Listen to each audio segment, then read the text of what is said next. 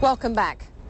With the number of practicing Christians in steep decline, Britain is seen as fertile ground for overseas missionaries. One such group is the Arise and Shine Evangelistic Association, Americans who've brought fire and brimstone-style preaching to the streets of London. Inside Europe went to meet them. Jesus! Jesus! Jesus! Hey, get those police out. We've been thrown in jail. We've been beat up. We've been attacked. But we've had a lot of people come to our rescue, and generally, we fare pretty good. We don't want to learn from God. We want to go to university and learn. Now, how are we going to determine which is the true God? That's a good question, isn't it? We spend a lot of time out on the street, you know, talking with people that aren't Christians, and we do a lot of different things, you know, in and around. But we do very little work in this town in churches. It's mostly out on the street where the people are. Yeah. But it'll never happen. Only one God. It'll never happen. We were in the Philippines, and I was praying. I just felt, you know, that the Lord spoke to me to go to London and preach the gospel. What does this collar mean to you? Dirk invited me. He said, why don't we go to England, and we'll just rent a house together for 6 months, preach on the streets, see how it goes. I said, all right. So I picked up my family.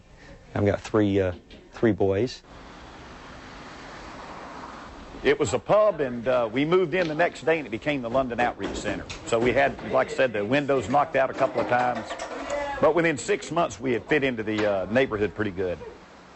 Let's face it, an American coming in and taking over a public house in England is not something that most people would enjoy. And so this community at first it didn't like the idea, but they learned to accept us, not only accept us, but I believe love us, and know that we're here to benefit this community.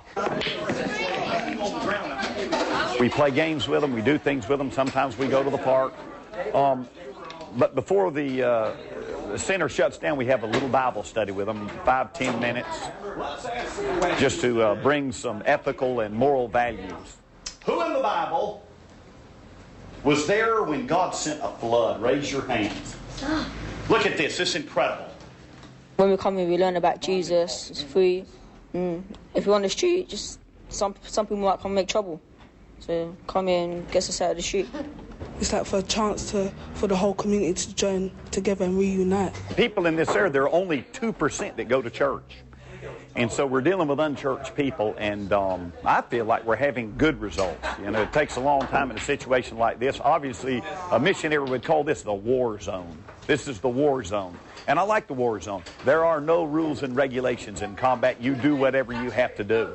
Please, look at your heart. Is this what you want, a statement of what you want to hear about children? Do you believe on Jesus Christ for salvation? It's an unjust infringement. Then turn to Jesus Christ, the author and finisher of our faith. But God desires to judge us righteously. There must be only 15 or 20 of them. This blasphemy you're reading. This is unseemly. We're sick of this society. The police are upholders of wickedness. The police are upholders of wickedness. Oh, yes, they are. God is a God of love. I know the message is getting through. You can tell by the reaction of people. A lot of times I'll tell people, if you don't believe, you know, in God or in what I'm saying, why are you getting upset anyway? The man paying attention to what you're... He said the woman should When you're up there speaking, keep focused, man. If you're going to talk from the cross, keep your focus and take the scripture and go... This kind of life is what I know God has called me to, and I'm very fulfilled in it, and find myself being more fulfilled every day. Talk about a standard, you know why? Because then we become more guilty in our mind.